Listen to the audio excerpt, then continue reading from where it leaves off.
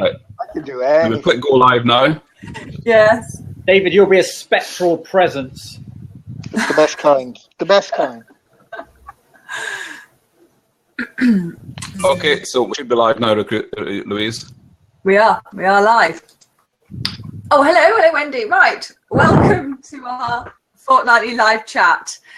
We're trying new technology. Stephen's in control-ish of that technology as much as anyone can be.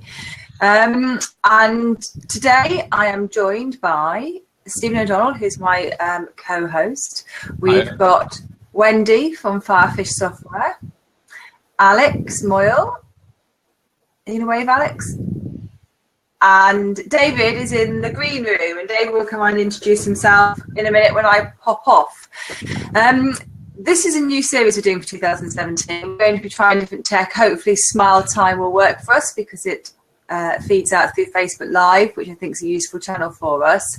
And our shows are sponsored by Firefish Software, which is really quite exciting. They are our first sponsor.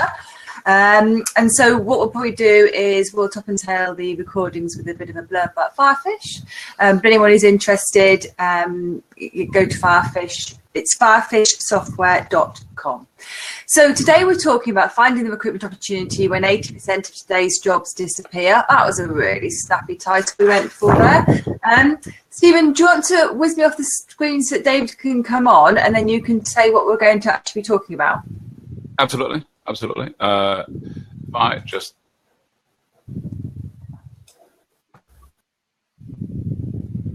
right. So yes, the topic we're going to be speaking about today is essentially the recruitment opportunities that are going to present themselves, or that we anticipate will present themselves in the next year, maybe a bit longer than that, given that we're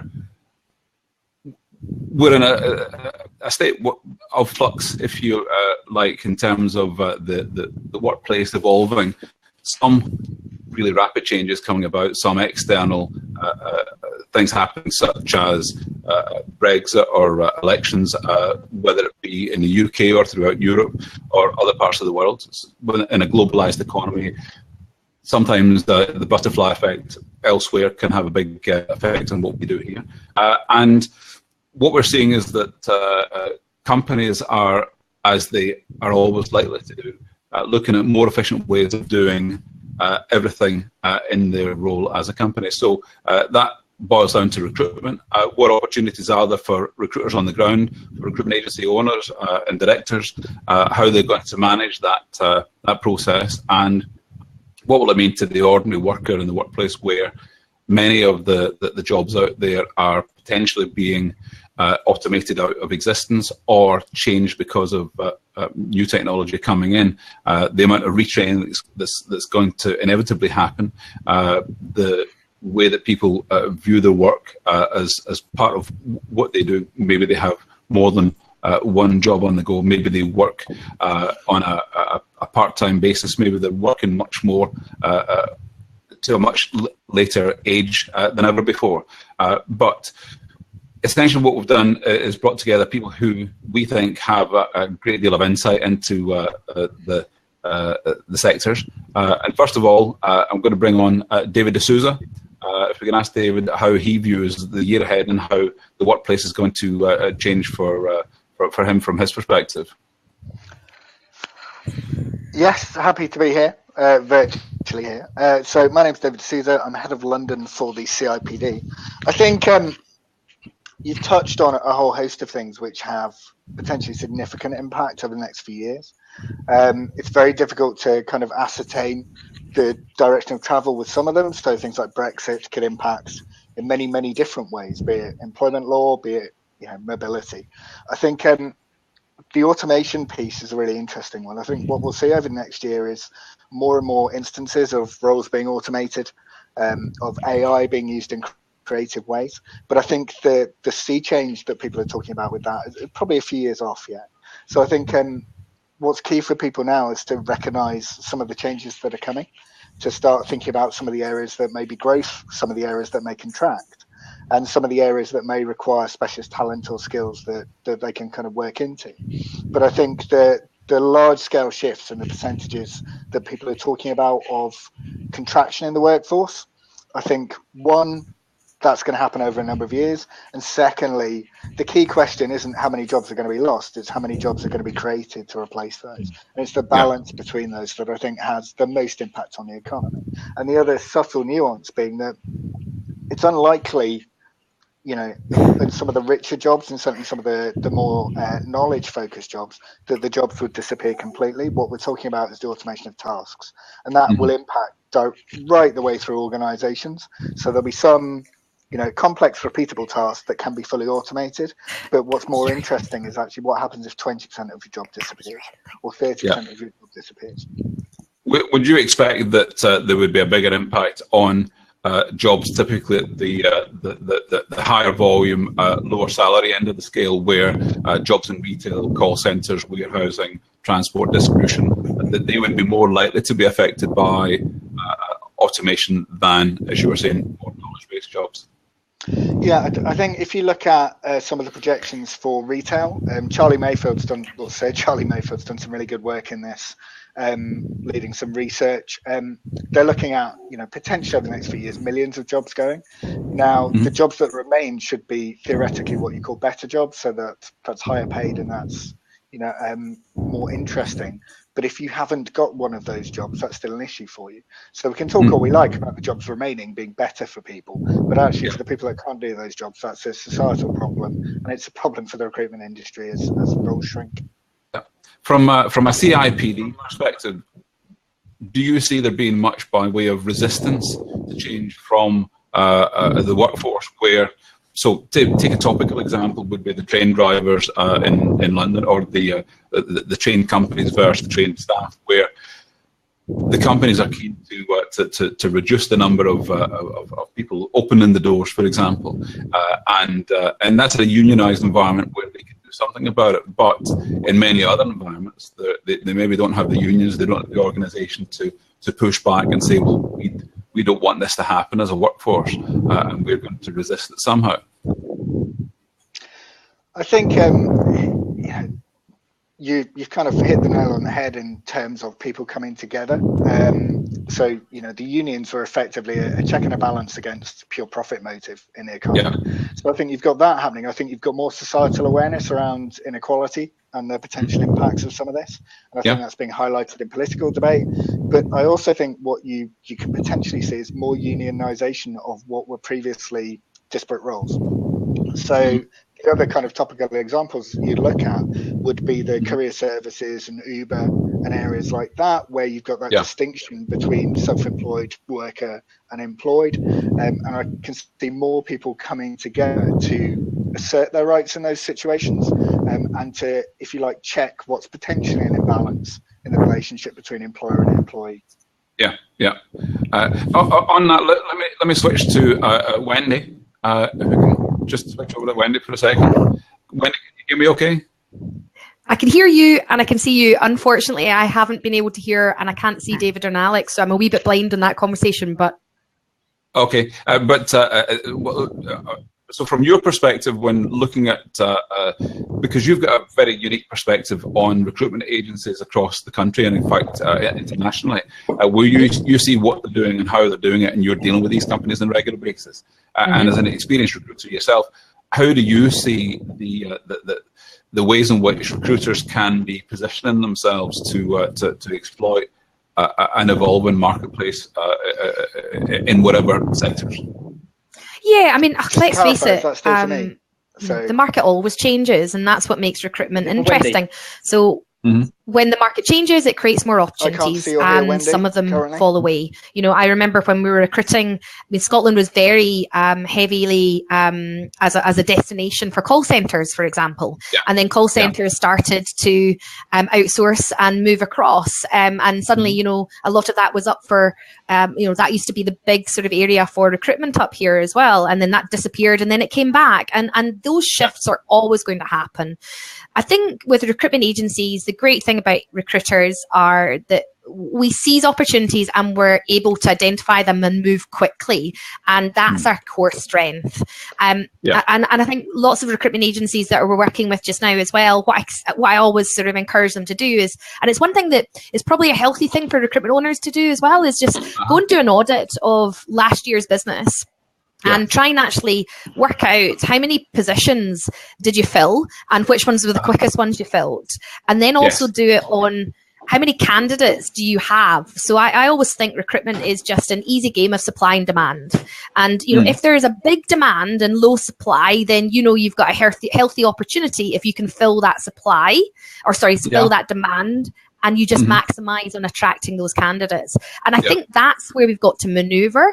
And the good recruiters are the ones that, even if they get a wee bit bigger and they start still are growing, is that they have, good small teams that are able to move quickly. They have a niche that's got good growth in it, and they can seize the parts of, this is in hot demand, and they can focus on just keeping a steady, talent pool of those candidates coming into the business that they will make money from.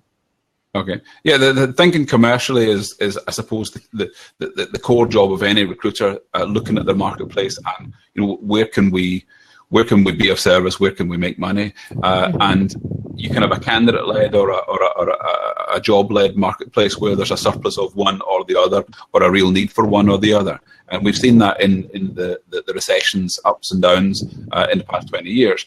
But what we're having now is not so much a recession as such, but the potential for big change where candidate-led and job-led markets are not really the way to think about things anymore, where what we're seeing is, what we're seeing is that people are being repurposed in jobs, they're retraining, they're doing other functions in a job that might have been very traditional in the past.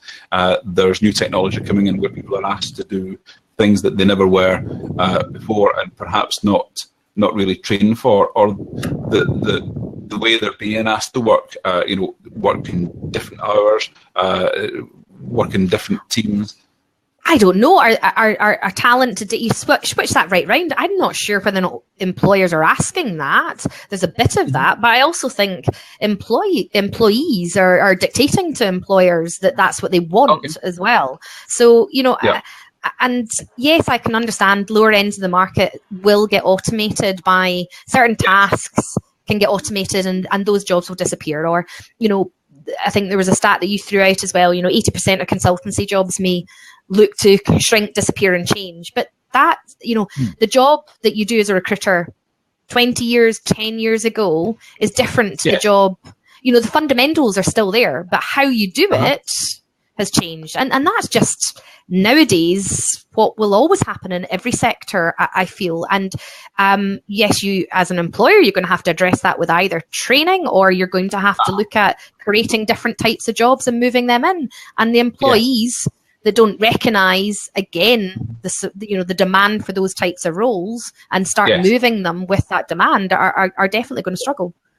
I suppose that was my point, actually, that often people are trained at the very early stages of their career or when they join a company, and the job evolves beyond what they were originally trained to do. So the continual training, the continual upkeep of training keeps the individuals current in their skills and valuable to their employer, and of course valuable to other employers.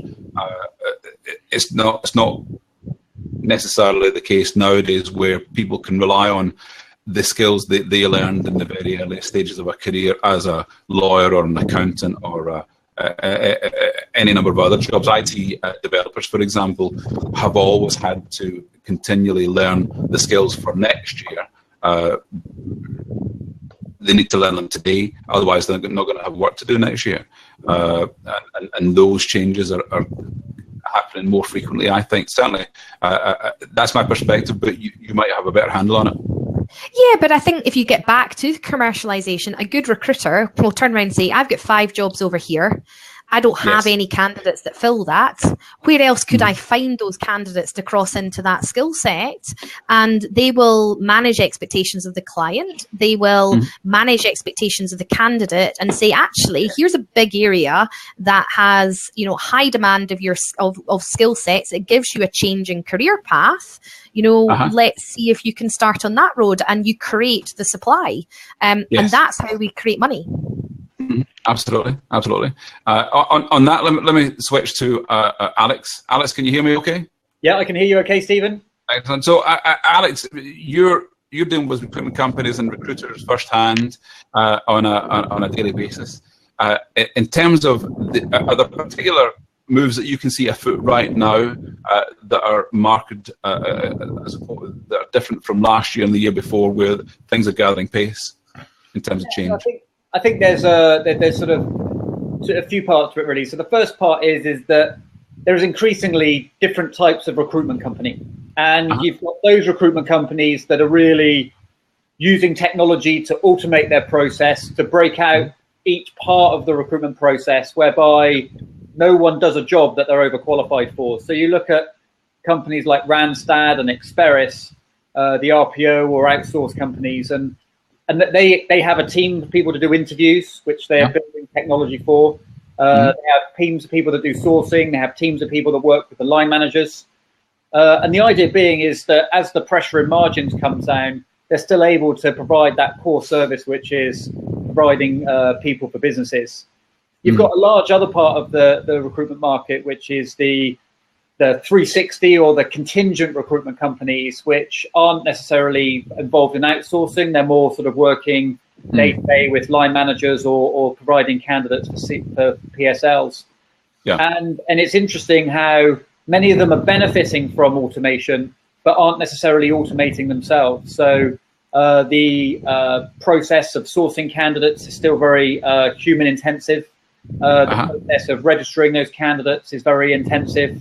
And the screening and management of the candidates and putting them forward is still very manual. And I think there's the challenges for those businesses is that they work so hard every day to survive and to make their placements, that actually taking time to sit still and go, right, how could we automate that? How could we remove people from that process to enable us to work more efficiently?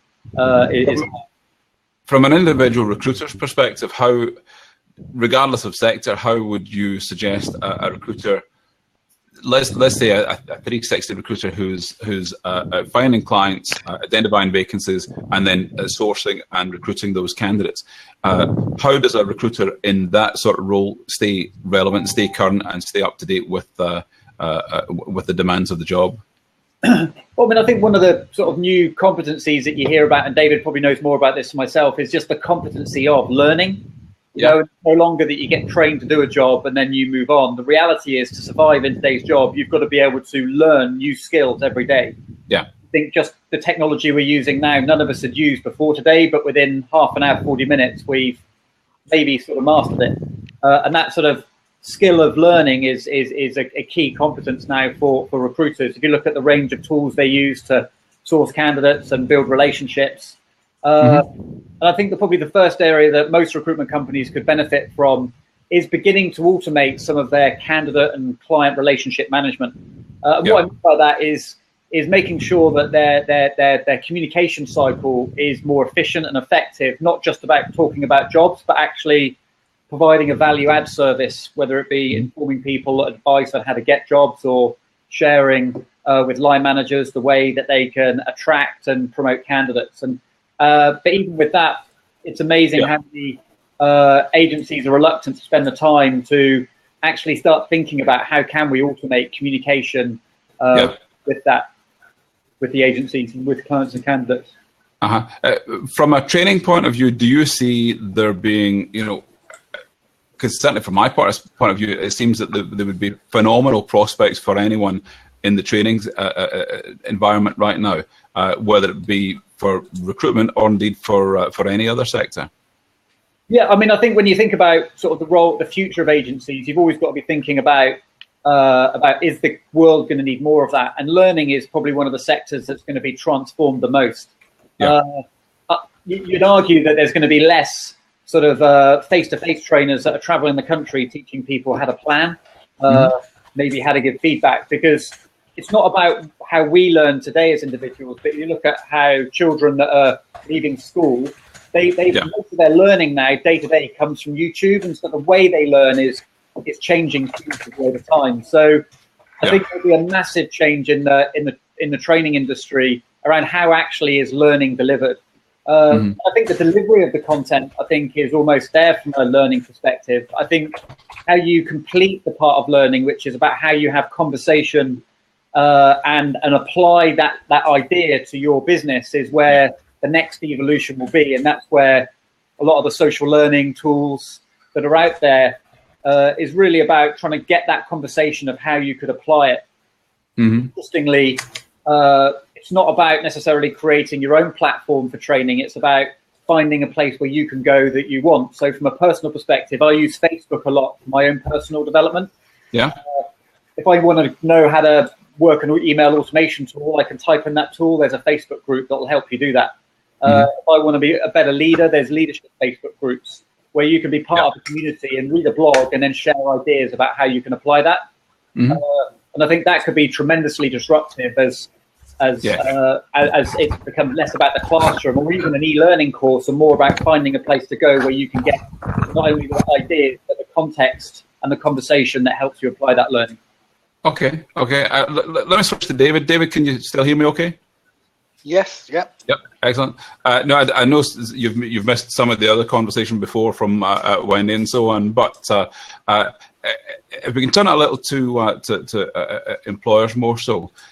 From an employer's perspective, large employers used to decide where they were going to set up shop, depending on where skills would be. So, for example, I can talk about personal experience in Scotland, where companies would decide to set up semiconductor factories here because Motorola and Seagate were already here. So, when other companies wanted to come, then there would be a pool of skills they could tap into.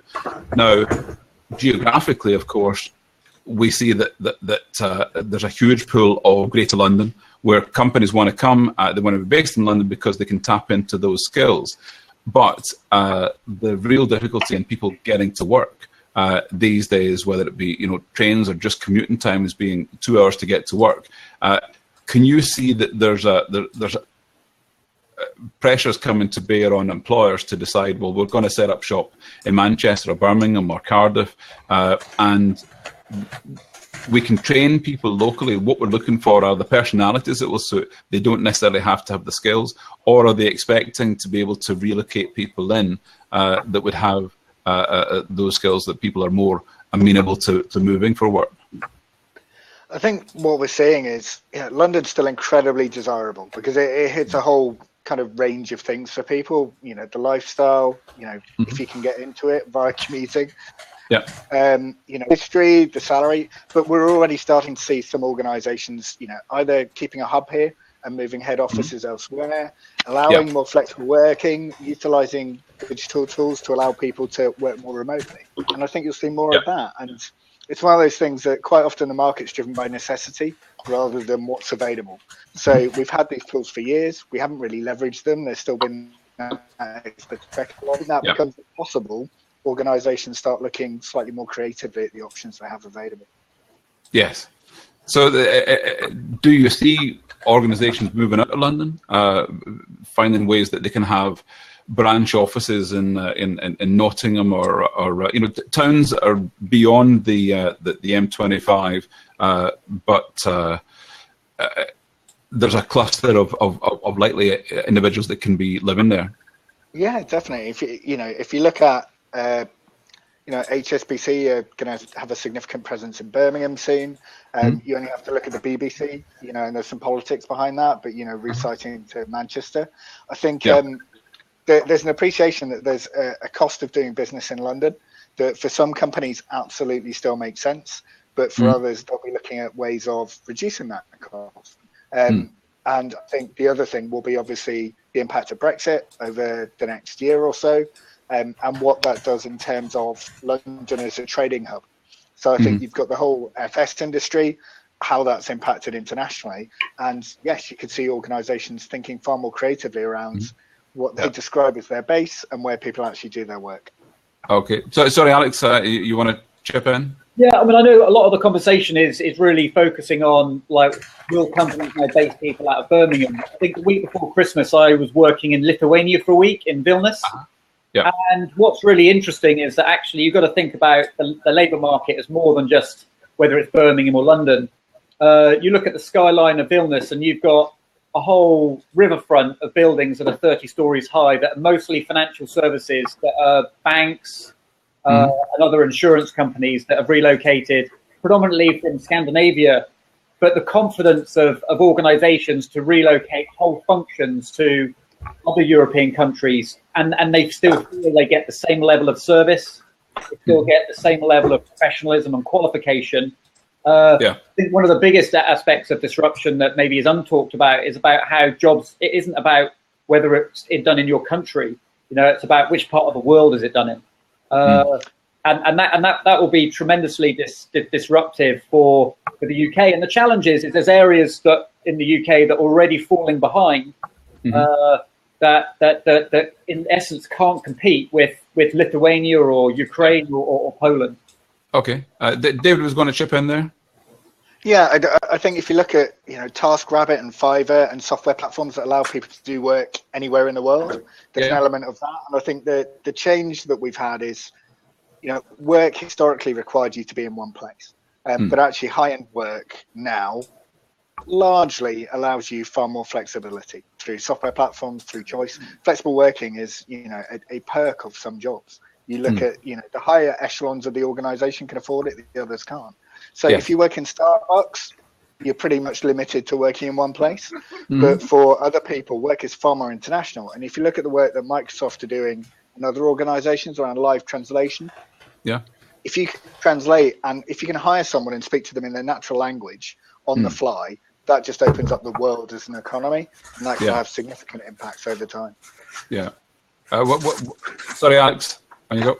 No, I was just going to build on that. I think I think one of the things we've got to as a country we've got to think about is that this problem could be quite short-lived if we can manage. It all starts in the education system, and so it's about can the government structure our education system in a way whereby we anticipate what jobs will be needed in 20 years and what jobs won't, and work towards making sure people are fit for that before it happens. And historically, I think haven't we always been famously really bad at anticipating what skills we're going to need in 5 years' time? But then we've always needed lots of people that could lay bricks, and but then, I mean, and also we've done okay. I guess it's about trying to think a little bit further ahead. David's got a daughter in year 2, as I got a son in year 2, and they're learning what algorithms mean, and so we're making a start. But I guess David will have a view on this because he spends his days in an environment that talks about this all the time. Yeah, I don't think it's about what jobs are going to be there in 20 years. I think it's actually, to Stephen's point, it's a conflation of the two, which is we're really bad at predicting those. So how can you teach adaptability, flexibility, human interactions, and how can you teach people how to, if you like, correct themselves during their career? So I don't think there's a snowball's chance in hell of anyone predicting effectively the jobs that are going to be here in 20 years' time. What I do think we can do is start looking at some of the skills and competencies you're likely to need in a labour market that moves very fluidly. So I think you're both right. Very good, very good. I'm going to surprise Louise and ask her to chip in at something's worth. Louise, what do you think of what we've heard so far? You haven't surprised me because I have obviously been listening. Thank you very much. Of course. I have actually been listening, but mostly I've been tweeting and sharing this on Facebook. So whether I've got a strong opinion, I don't know. I think that David is right in that more than one person or more than one opinion or more than one solution or problem exists. I don't think. I mean, Stephen, you shared this thing on Facebook with 80% of roles, obviously the starting point, and I don't think you got particular consensus to the response from that, did you?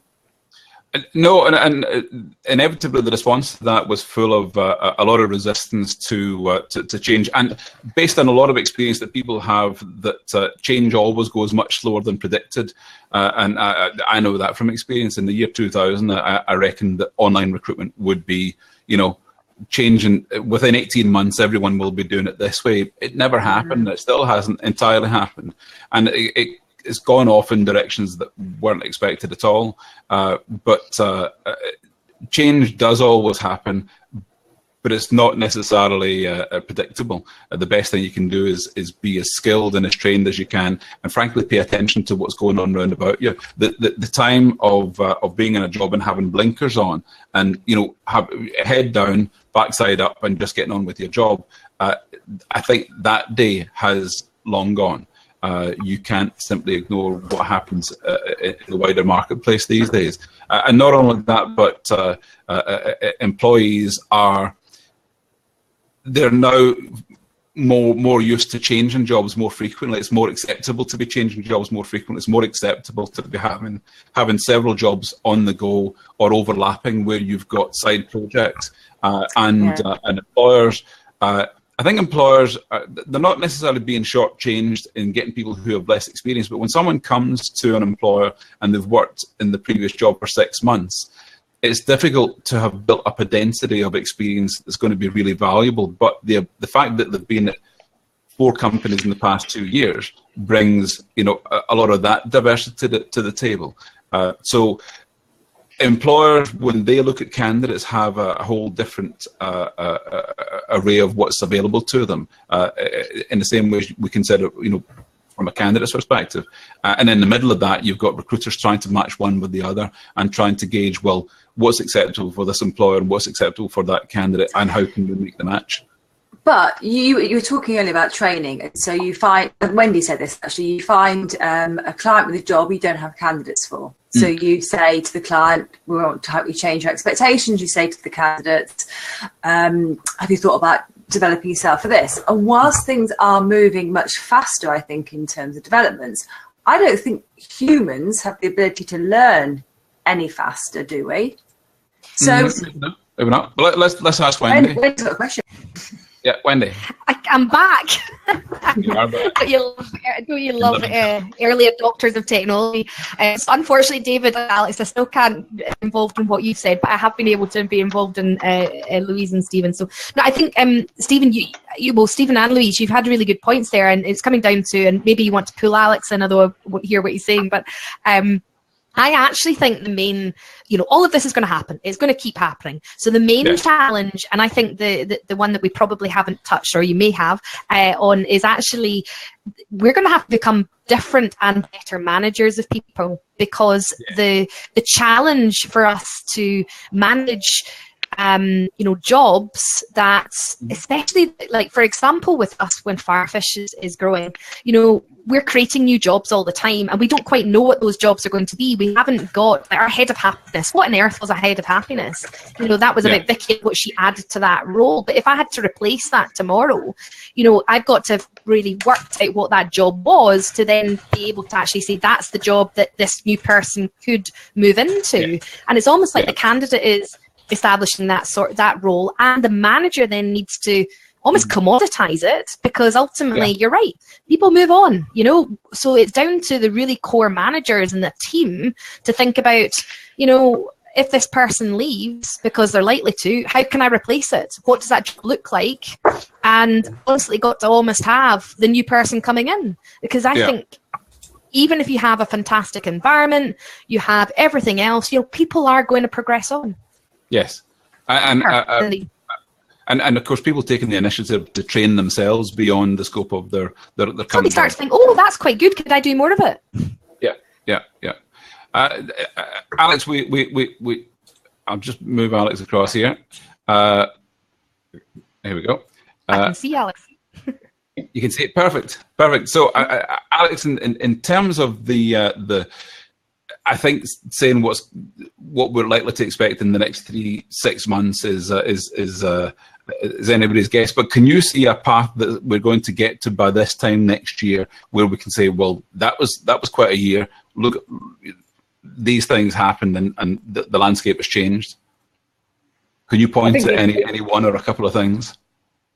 I think a year is a nanosecond when it comes to change in some ways. But I think where we will get to in this year is, I think that more agencies within the recruitment industry will have had to make the choice as to where do they want to be. Do they want to be serving the sort of the CV farm, or do they actually want to be sort of moving more into a consulting type role where they work more in partnership with organizations as part of that talent acquisition solution?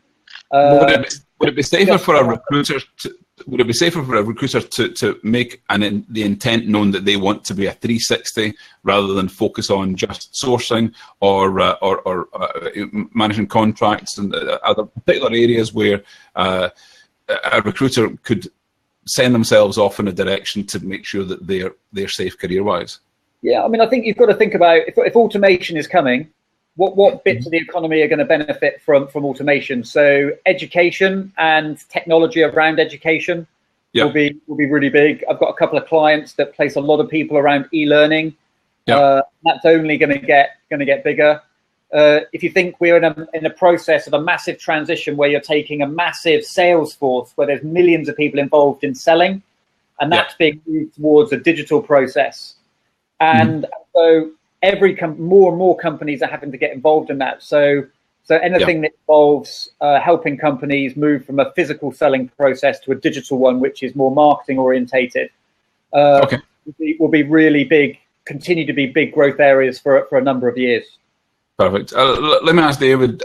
David, for your final thoughts on where you expect us to be by this time next year, if indeed you do have expectations.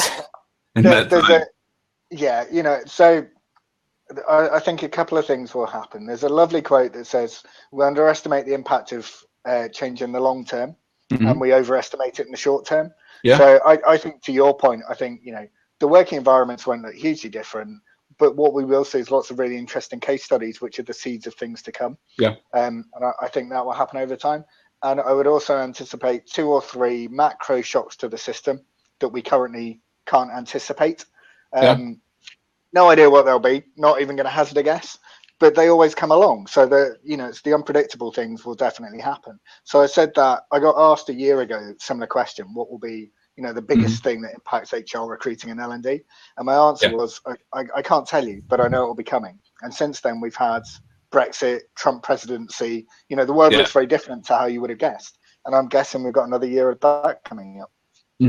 Okay. Wendy, how about your final thoughts on what you expect in the next 12 months from on the recruitment landscape from your perspective? So that's going to be different to what I would love to see. But I expect that most people are going to, most of the agencies are, and that's my market that I see, most of the agencies are thinking positively and they're going to go through it, but nobody's going to be trying anything big this year. They expect to effectively, I unfortunately think that recruiters will react to whatever hits them, and they're thinking that I'm going to have to react and be, I'm going to have to be quick to be able to do that. So I've got to keep my agency that size to be able to do it. What I would love to see is picking up on what something Alex has said there, is that they might, you're going to make you've got to decide what you are, and you gave 2 options, Alex. It's either the CV shifting, the PSL jobs that you sit on, or you're going to actually try and decide, that's my positioning, I'm going to change the business model and add value to the partnership approach. I actually think there's a third one, and that's what I would love to see, is that you actually see all the recruitment marketing, the recruitment website, the candidate attraction, the other areas of recruitment that recruiters underestimate how much experience they've got, and they could package this up and position themselves as that part of the sector into clients as well. Okay, perfect. Before I pass to Louise to finish up, I suppose I should say what I think. And the coming 12 months, I do think we'll gradually see an erosion in the volume of permanent vacancies switching to contract, fixed period contract and temporary work, depending on the level of professionalism of the vacancies.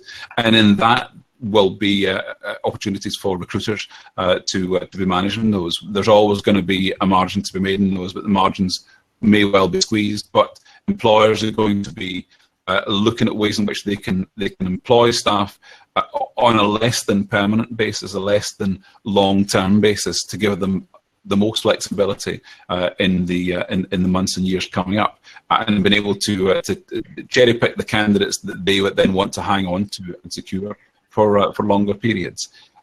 So with that, let's bring back Louise.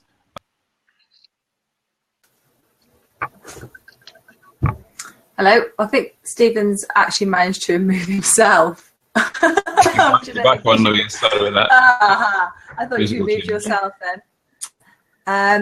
Okay, that's great. No, thank you so much. That's a fabulous discussion. I mean, I agree with most of what you said anyway, all of you. I mean, I do think that the temp sector is definitely going to be increasing for recruiters, and recruiters who choose not to recognise that could be making a mistake. I think that recruiters will continue to work out how they can offer better service levels to their in-house clients, and in-house recruiters will continue to try and be more efficient for their companies.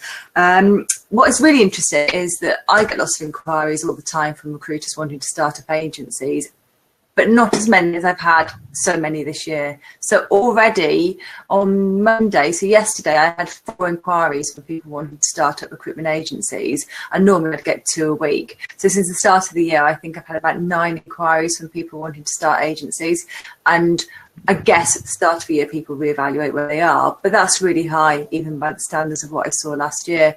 So certainly recruitment isn't a space that people are running away from in their droves. So, you know, I hope we can manage to make it work.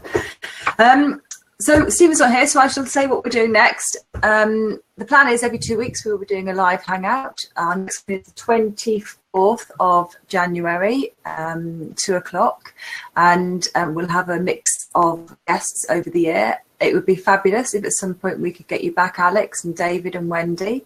We can't have you too often, Wendy, because you're actually sponsoring as well, and it would look like favouritism. So be careful around that. But thank you so much. It's absolutely fine.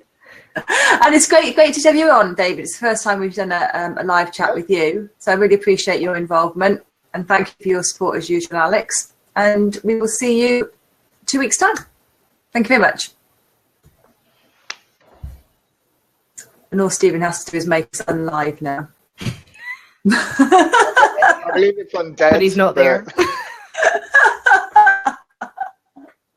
Take yourself off. That's the answer. I'm here. I'm taking everyone out one at a time. Thank you very much. Thank you. Thank you. Bye.